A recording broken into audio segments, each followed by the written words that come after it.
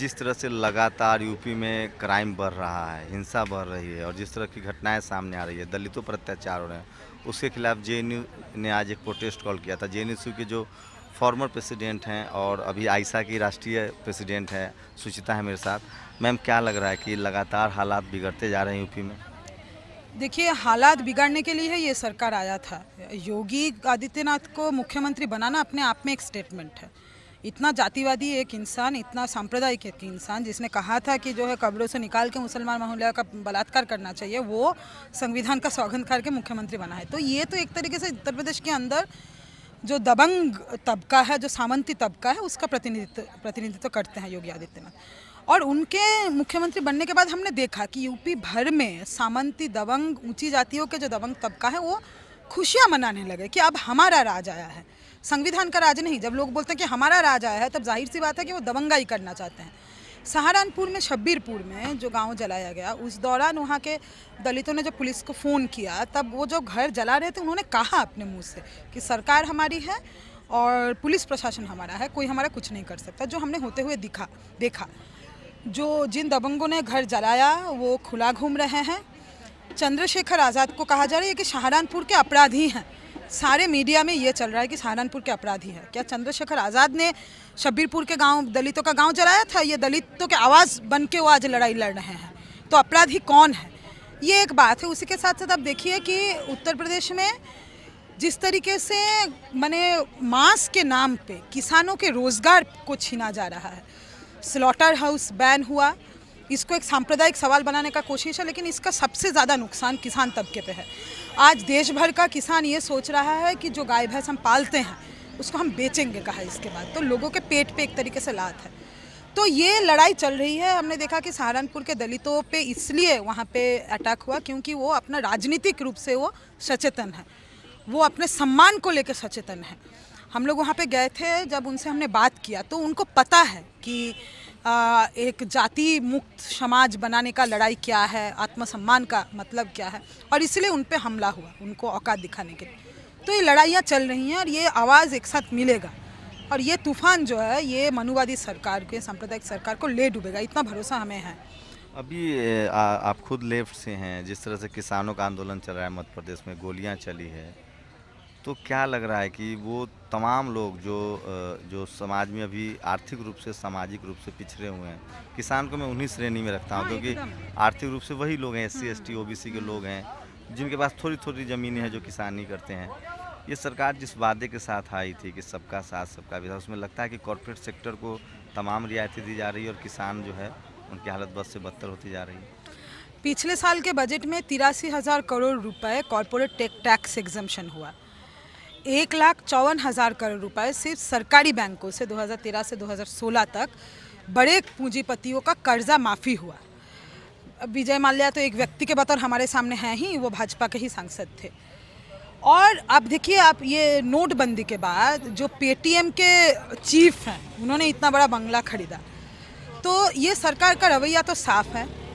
हर साल कॉरपोरेट का जो टैक्स मुआवजा है, छूट है, वो बढ़ती जाती है। और जब किसान जो मेहनत करके फसल उगाते हैं, जिससे ये देश चलता है, अनाज में जो थाली आता है वो धर्म जाति नहीं देखता। वो भाजपा वालों के अनाज में भी जो थाली आता है, संगी लोगों के अनाज में भी जो सब्जी आता है, वो किसान ही उगाते हैं। तो उनके ऊपर गोली चली। और उसके बाद आप देखिए कि ये सरकार जो कहता है सबका साथ सबका विकास, इसका मतलब सिंपल सा मतलब ये है, गरीबों, वंचितों का पैसा, उनका पैसा मारना नोटबंदी के नाम पे, बड़े पूंजीपतियों का टैक्स माफ़, उनका कर्जा माफ़ी, मतलब पूंजीपतियों का विकास और गरीबों का, वंचितों का विनाश, ये चल रहा है। आप देखिए, ये किसानों के ऊपर गोली चलने के बाद, हम तो छात्र संगठन में हैं आइसा, जो ABVP जो सबसे बड़ा राष्ट्रवादी अपने आप को सोचता है, उसका कोई स्टेटमेंट नहीं आया। पूरे सोशल मीडिया में ये लोग फैलाए हुए हैं कि ठुकाई कर दिया किसानों का, ये शब्द है। ये मेरे अकाउंट में आके ABVP के समर्थकों ने लिखा है कि ठुकाई हो गया। वो क्या जीन्स पहनते हैं, वो क्या चश्मा पहनते हैं, ये लोग फैला रहे हैं। तो ये स्थिति है। तो जाहिर सी बात है, ये सरकार का स्टेटेड एजेंडा है। भारत के संविधान में इनका भरोसा। अभी सीताराम येचुरी से हाथापाई, बदतमीजी की कोशिश की। क्या लग रहा है कि एक डेमोक्रेटिक जो स्ट्रक्चर था, जो जैसे आप खुद JNU में रही हैं, प्रदर्शन करने का हक था, डेमोक्रेटिक बहस होती थी, उस पर भी लगाम लगाने की कोशिश की जा रही है, एक डर सा है। देखिए, इनको सच्चाई से डर है, इनको जो सच बोलते हैं उनसे डर है, ये डरते हैं, ये बहुत कायर सरकार है। और इसीलिए वो एकेजी भवन में घुस के जिस तरीके से सीताराम येचुरी पे इन्होंने हमला किया, चोरी छुपे घुसे, 56 इंच का चौड़ाई लेते हैं लेकिन घुसे चोरी छुपे। शब्बीरपुर गांव को भी इन्होंने जो जलाया, उधर ठाकुर का तो उन्होंने सरेआम जलाया, दिन 10 बजे से लेकर 5 बजे। नहीं, सरेआम जलाया वो ठीक है, लेकिन महाराणा प्रताप जयंती के नाम पे इकट्ठा किया और अचानक से आके जलाया, इसको कायरता कहते हैं। इकट्ठा किया किसी और नाम पे, वहाँ पे डिक्लेयर हुआ कि शब्बीरपुर चलना है और जलाना है, इसको कायरता कहता है कि आप किसी फंक्शन के नाम पे इकट्ठा कीजिए और बाकी जाके हमला कर दीजिए। एकेजी भवन पे भी ये चोरी छुपे घुसे। तो इनको सच बात से डर है, जो सच बोलता है। लखनऊ के अंदर वो 14 जो छात्र अभी हिरासत में है, जिनके ऊपर क्रिमिनल केसेस फाइल्ड है, जो अभी तक उनका बेल नहीं हुआ है, वो 14 लोग कह क्या रहे थे, सहारनपुर के दलितों को न्याय दो, दलितों को न्याय दो। ये बात सुन के किसी प्रदेश का मुख्यमंत्री इतना चिढ़ गया कि 14 नौजवान लोग जो पढ़ाई लिखाई करते हैं, छात्र हैं, उनको क्रिमिनल चार्जेस के साथ जेल में डाला गया। तो लेकिन ये आतंक का राज तो चलेगा नहीं, क्योंकि लेकिन ये सरकार जो है अभी 3 तलाक को लेकर प्रोग्रेसिव दिखने की कोशिश कर रही है। क्या लग रहा है कि उस मामले पर, आप खुद एक महिला हैं, ये सचमुच महिला हितैषी सरकार है या सिर्फ राजनीतिक एजेंडा सेट करती है? देखिए, ऐसा है कि 3 तलाक को लेके जितना राजनीति ये सरकार कर रही है, अगर इनको लगता है कि 3 तलाक खत्म होना चाहिए तो खत्म कर देना चाहिए। 3 तलाक को ख़त्म होना चाहिए, plain and simple, full stop.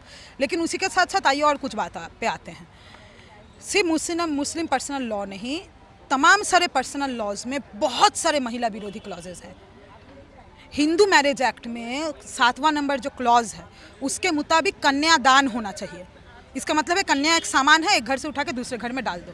इसके ऊपर क्यों नहीं बैन होना चाहिए?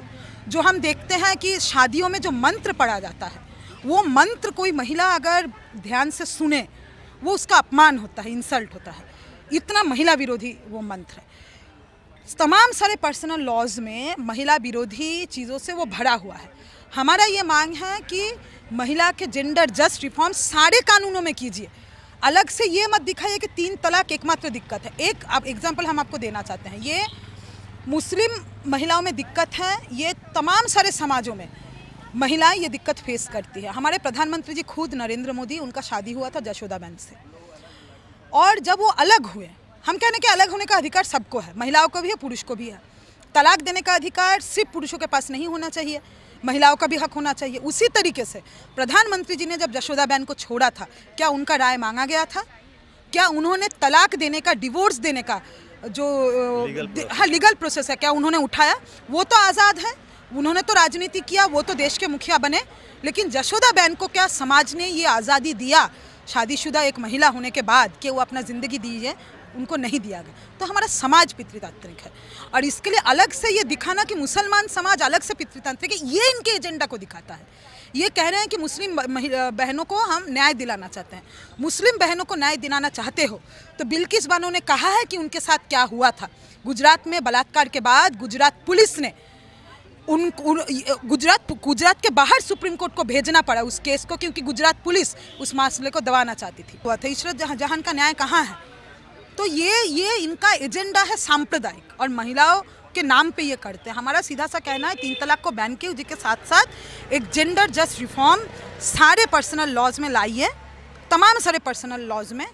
और अगर मुस्लिम बहनों का न्याय चाहते हैं तो बिल्किस बानो का जवाब दीजिए। पहले मुसलमानों को आतंकवादी कहा जाता था, देशद्रोही कहा जाता था। अब लेफ्ट आइडियोलॉजी से जो भी जुड़े हुए लोग हैं, उनको चाहे सोशल साइट्स हो या खुलेआम कहा जा रहा है कि लोग राष्ट्रद्रोही हैं। इसको लेकर आप लोगों की कोई स्ट्रेटजी है? कैसे इस नैरेटिव को आप लोग तोड़ेंगे? और एकदम क्रांतिकारी शब्द को लेकर नैरेटिव गढ़ा है उन्होंने, क्रांतिकारी। लेफ्ट को लेकर उन्होंने नैरेटिव गढ़ दिया कि ये लोग देशद्रोही हैं। इस नैरेटिव, आप लोग इतने इंटेलेक्चुअल है, लेफ्ट पार्टीज में इतने इंटेलेक्चुअल लोग हैं, इस नैरेटिव के खिलाफ आप लोग समझ रहे हैं कि आप लोग के खिलाफ एक जनमत बनाने की कोशिश की जा रही है कि लोग एंटी नेशनल, एंटी डेवलपमेंट और इवन एंटी वुमेन है, कि ये लोग नशा करते हैं। आज़ाद महिला, जब महिला अपना ज़िंदगी का फैसला खुद करती है, वो कैसे जिएगी, क्या चुनेगी, जात के बाहर शादी करेगी कि नहीं, धर्म के बाहर शादी करेगी कि नहीं, प्रेम करेगी कि नहीं, तो आज़ाद महिलाओं को ये चरित्रहीन कहते हैं। तो महिलाएं आज़ाद नहीं होना चाहिए, तो इनका ये है। और भगत सिंह खुद कम्युनिस्ट थे, भगत सिंह कम्युनिस्ट थे, तो भगत सिंह के विरासत के लोग हैं हम लोग, और संघ सावरकर के बच्चों को हक नहीं बनता कि भगत सिंह के विरासत के लोगों पे उंगली उठाए। हमारा विरासत है देश के लिए जान देना, और इनका विरासत है कि ये अंग्रेज़ों का तलवा चाटते थे। आज जैसे नरेंद्र मोदी जी ट्रंप का तलवा चाटते हैं, इनका जवान नहीं खुलता है। जब अमेरिका के अंदर इंडियन सिटीजन्स का कत्ल होता है, हत्या किया जाता है नस्लवाद के चलते, नरेंद्र मोदी जी का मुंह से जवान नहीं, कुछ एक शब्द नहीं निकलता है। उस समय आइसा के लोग होते हैं जो प्रोटेस्ट करते हैं। हम लोग हैं जो इस देश के किसानों के साथ, उनके हक अधिकार के साथ खड़े हैं। हम लोग हैं जो इस देश में ये मांग कर रहे हैं कि हर एक व्यक्ति को, हर एक बच्चे को, उसका क्या इकोनॉमिक बैकग्राउंड है, क्या कास्ट बैकग्राउंड है, क्या रिलीजियस बैकग्राउंड है, ये देखना नहीं चाहिए। कॉमन स्कूल सिस्टम के माध्यम से सबको शिक्षा मिलना चाहिए। और ये लोग हैं जो बड़े पूंजीपतियों को फॉरेन डायरेक्ट इन्वेस्टमेंट, विदेशी पूंजी 100% इस देश में करवाए, ताकि छोटे छोटे दुकान, जितना छोटा दुकान आपको यहाँ पे दिख रहा है आज इर्द गिर्द, ये सब उठ जाएगा, बड़ा बड़ा मॉल बनेगा फॉरेन डायरेक्ट इन्वेस्ट, विदेशी पूंजी से। और ये लोग अपने आप को देशभक्त बताने में, क्योंकि इन्होंने कुछ मीडिया हाउसेस को खरीदा हुआ है। आप चाहे जी न्यूज़ देख लीजिए, आप रिपब्लिक देख लीजिए, आप टाइम्स नाउ देख लीजिए, वो तो भाजपा का चैनल है। वो इस समय ये वो लोग हैं जो किसानों को जीन्स पहनते कि नहीं ये देखते हैं, जो किसानों पे गोली मारा गया उनके मौत का सेलिब्रेशन करते हैं। तो लेफ्ट वाले कोई इंटेलेक्चुअल लोग नहीं हैं, लेफ्ट वाले जनता से जुड़े हुए लोग हैं। हम जनता के बीच में हैं। इसीलिए आपने देखा होगा कि जब जेएनयू पे हमला हुआ, जब लोगों को, हमारे साथियों को देशद्रोही कहा गया, तब दिल्ली शहर के अंदर 15-20 हज़ार लोग उतरे। और सिर्फ लेफ्ट वालों का बात नहीं है कि सिर्फ लेफ्ट वालों को देशद्रोही नहीं कहा जाएगा। जो समानता के लिए, न्याय के लिए, इन्होंने रोहित वेमुला को देशद्रोही कहा था, इन्होंने रोहित वेमुला को जातिवादी कहा था, एक्सट्रीमिस्ट कहा था। आप अगर बाबा साहेब अम्बेडकर और भगत सिंह के देश बनाने का बात करेंगे तो सावरकर के बच्चों को दिक्कत होता है, जिनका अंग्रेज़ों के गुलामी करने का इतिहास है, अंग्रेज़ों के सामने माफ़ी मांगने का इतिहास है, जिनका अमेरिका के सामने झुक जाने का इतिहास है, विदेशी पूंजी का तलवा चाटने का इतिहास है, किसानों के ऊपर गोली चलाने का इतिहास है, जो इस वक्त देश के किसानों के पेट पे लात मार रहे हैं, वो लोगों को कोई हक नहीं बनता कि देश के बारे में बात करें। जो प्रधानमंत्री 365 दिनों में ज़्यादा से ज़्यादा 2 महीना देश में रहता है, ज़्यादातर समय बाहर रहता है, और वो जब देश में आता है तब हेडलाइन बनता है कि प्रधानमंत्री देश में आए हैं, टाइम मिले तो वो शायद गुजरात भी जाएंगे। उस प्रधानमंत्री को हक नहीं बनता है कि हमारे देश के आवाम को, इस देश के गरीब मजदूर, इस देश के दलितों को, जो देश चला रहा है, यहाँ पे जी मर रहा है, उसको वो देशद्रोही कहे। ये देशद्रोही खुद हैं, और इनका पत्ता साफ होगा, देश का जनता दिखाएगा। सुचिता जो नेशनल प्रेसिडेंट हैं आइसा की, और इनकी माने तो लगातार यूपी में भी हालात बदतर हो रहे हैं, और जिस तरह से मोदी जी मीडिया के थ्रू अपने आप को मैनेजमेंट ट्रेनर की तरफ पेश कर रहे हैं, डेवलपमेंट मैन की तरफ पेश कर रहे हैं, उसको लेकर लेफ्ट जो है वो खासा नाराज़ है, और लेफ्ट जो है वो लगातार प्रदर्शन के मोड में है, और वो लोग लगातार इस बात को लेकर, जिस तरह से सीताराम येचुरी पर हमला करने की कोशिश की गई, जिस तरह से दलितों पर हमले हो रहे हैं, ऐसे में सवाल पैदा होता है कि क्या मोदी योगी कॉम्बिनेशन जो है उसमें एक बार फिर से वंचित तबकों के लिए, शोषित तबकों के लिए, जो डिप्रेस सोसाइटी के लोग हैं उनके लिए जीना मुश्किल हो गया है। कैमरामैन शाम के साथ शंभू कुमार सिंह, नेशनल दस्तक, दिल्ली।